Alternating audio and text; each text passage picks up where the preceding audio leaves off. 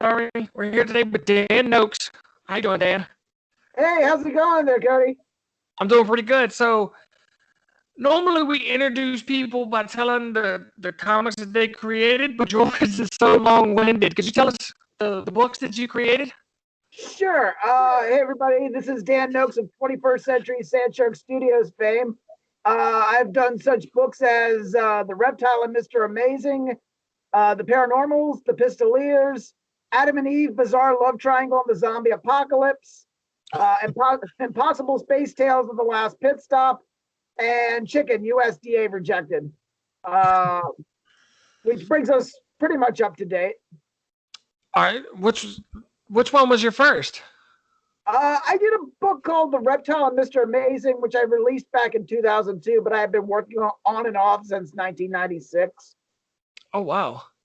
Can people get the earlier books from like 96? Well, the Reptile and Mr. Amazing right now, it's that first book is on my website for free. I basically made it into a webcomic that they can check out for free. Sort of because I think at this point, I've gotten so much better at that point that I kind of just wanted to I almost feel bad trying to sell that to anybody for anything.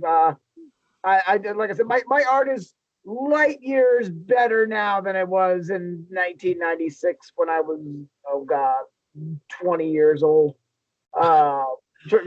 Barely out of high school trying to figure out how comics work. So yeah, I put that up there for free, but there's like, hey, you can do this too, and possibly even a cautionary tale. But everything paranormals through current is available on the website. And what's the name of the website? www.21sandshark.com. You go over to the merch area, and there's a section for books where you can order all the books that I have available up to date. Did you kickstart all of your books, or did you fund them yourself? They were self-funded up until I heard about Kickstarter. Basically, a lot of those, like Paranormals was a 12-issue series, Pistoliers was a 3-issue series, but I found after a point that it's much easier to sell your stuff as a trade paperback or graphic novel, because it's easy to sell an issue 1, but once you start getting issue 2, issue 3, issue 4, there's sort of a law of diminishing returns. Mm-hmm. So I go mainly with like graphic novels, trade paperbacks, stuff like that, because it's much easier to sell a self-contained book that has everything that you need to have. All right, and can people get them in their local comic book store? It's mainly sold through the website. I'm trying to slowly get my stuff moved on Amazon. That's what a lot of these some of these Kickstarters that are going to be going on for the next couple of years are going to be. They're going to be to convert those books that are like this is pretty much like the size right now. It's like a manga size, a 5x5 by 8x5. But I want to move it from this size to this size. This is kind of like what I'm doing right now with the current Kickstarter, and I kind of want to do that with all the books, and put them on Amazon in an attempt to have a wider distribution net. All right, and the size that you're moving to is the 80s size, right? The oversized, the big. I would say the current size is around. I want to say 8x10 or 8.5x10, so somewhere around that field. So that's like magazine size almost. Yeah, that's what they call it, magazine size. Yeah, so yeah, like a comic book size is like the normal size of any monthly title that you pick up from Marvel, DC, or the major independents.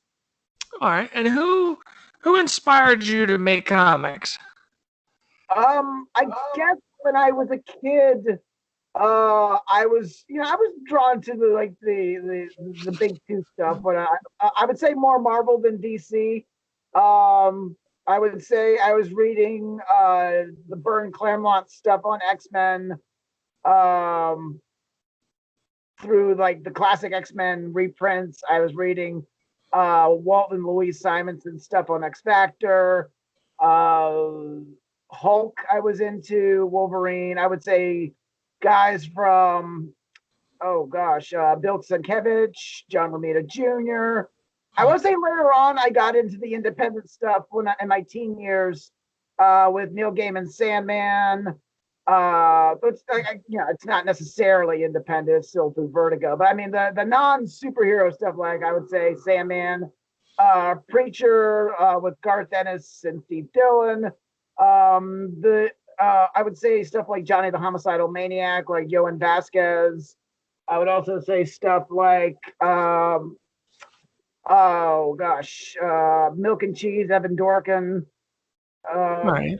List goes on and on. All right.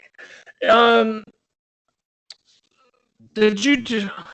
You're the creator and the artist, right? You did the book all by yourself? Yeah, pretty much anything that I self-publish, I pretty much did writing and art with. There was a couple of little projects here and there. I did a web comic with Will Nix called the Reptile and Mr. Amazing: The Return of Cat Carson. That was sort of an unfinished project. And then I did the first 2 issues of Paranormals were inked by a guy named Mike Dye, but pretty much the bulk of my stuff, I would say the over 1,000 pages that I've produced in the past 18, 19 years, I wrote and drew myself. Wow. What would you say the do's and don'ts for doing it by yourself would be? I would say if you have to have a certain amount of discipline, set up like what kind of, you have to be able to be a self-starter, so have a schedule, go in with an idea of what you want to do, like at least have something like I like to call a Bible. Like I usually, for my process, like I come up with what's called a Bible, which is sort of like a layout of the characters, the basic plot of the story, setting, stuff like that, and then I kind of go from there, and I draw all the storyboards or pages, and then once it's done, I go back and I scan them, I clean them up, I throw them together, and I tell people it's sort of the Marvel method, but I assume the roles of both Stan Lee and Jack Kirby. All right. Is every single title that you do is it standalone book? Like they don't run into other titles that you do?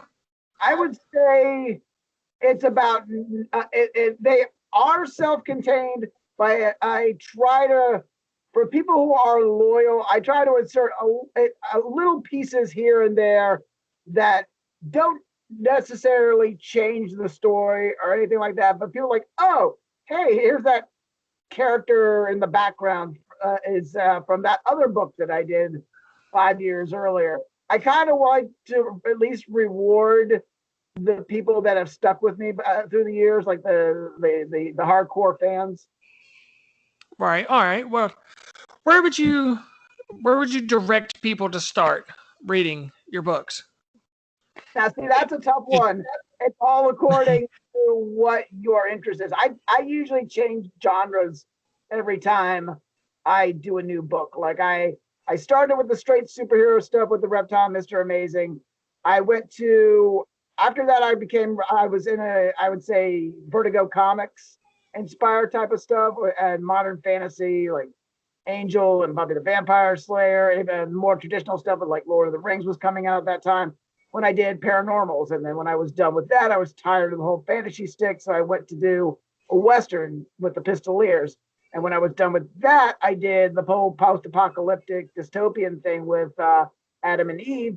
And when I was done with that, I did the science fiction comedy stuff with Space Tales. And Chicken was sort of a combination of underground comics and the old independent stuff of the 80s combined with your Sunday morning funny comics.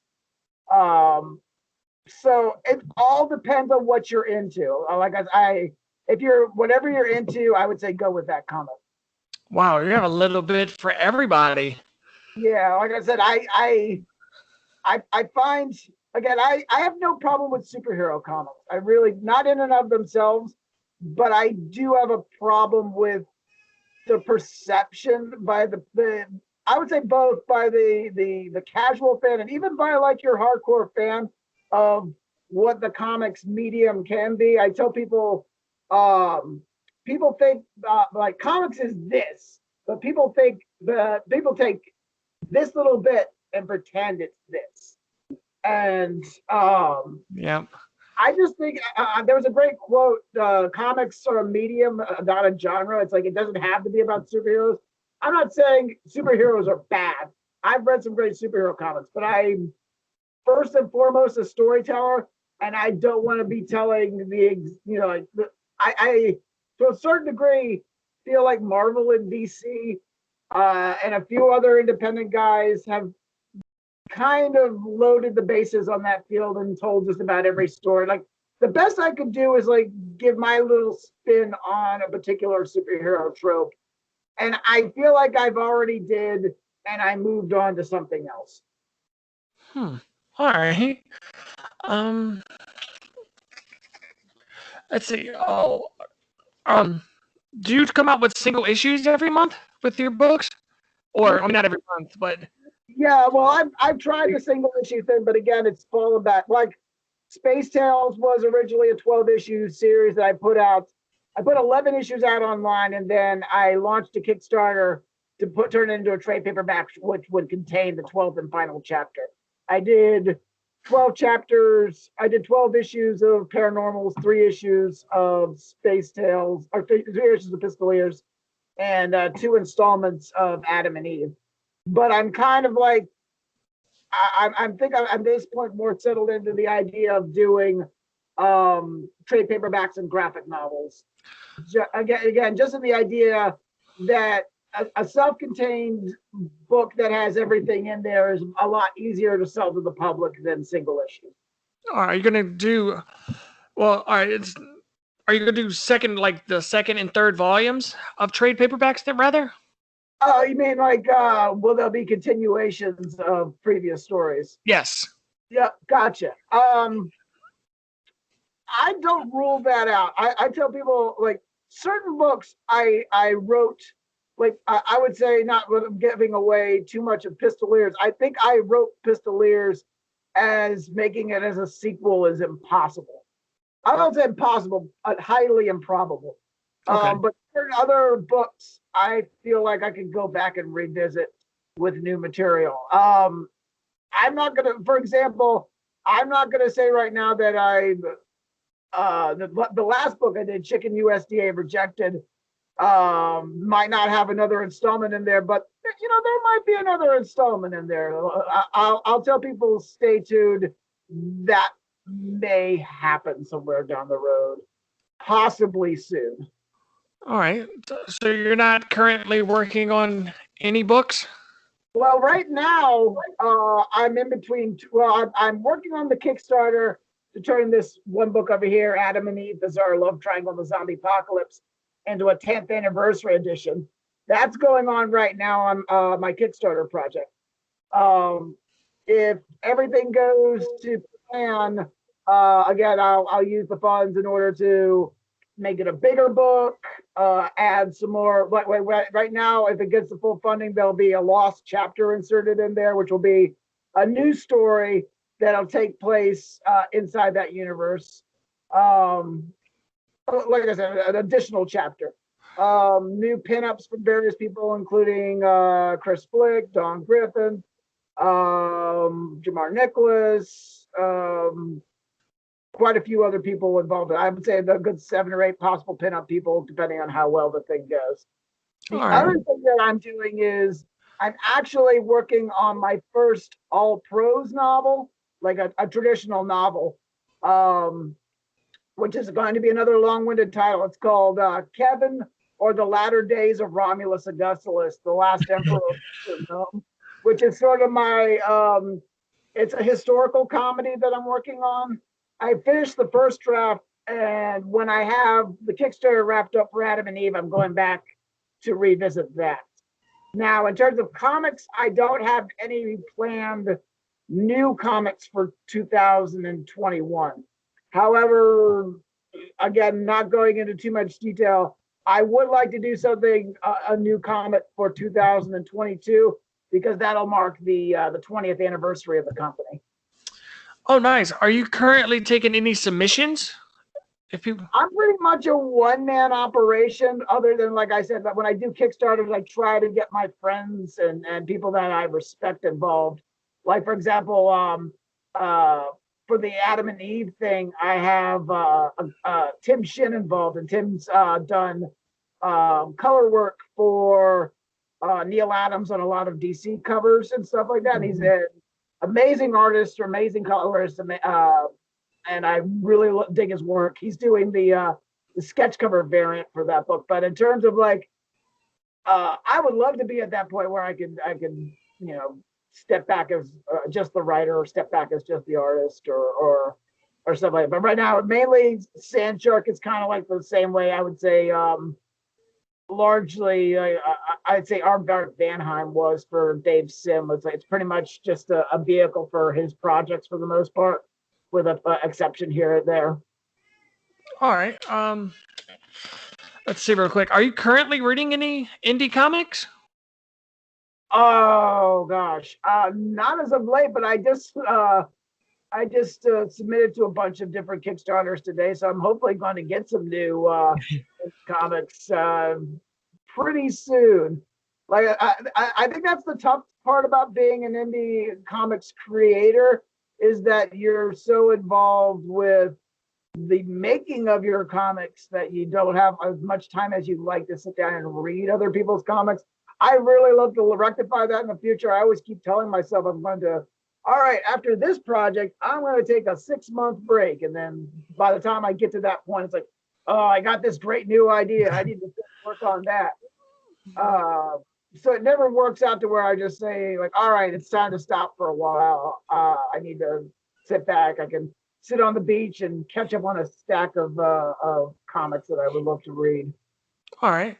Well, that's all the time we got for now, Dan. Is there anything you want to say to the people before we go? Yes, I do. Let's see, quick couple of things. Number one, I have like I said earlier, I have a Kickstarter going on right now for my the 10th anniversary edition of, again, this book, Adam and Eve, Bizarre Love Triangle, and the Zombie Apocalypse. We're trying to get a 10th anniversary complete Ghoul-endium, which will have brand new material. We are less than $260 away from meeting the initial target goal, and we have a week to go with a bunch of stretch goals we would love to get through before it's all said and done. The other thing I love to promote is a website, again, www.21sandshark.com. I have a bunch of prints. My commissions go through that site. I also have a collection of books, including my most recent Chicken, USDA Rejected. But that's about it for me. All right. Well, thank you, Dan, for coming on. Thank you so much, man.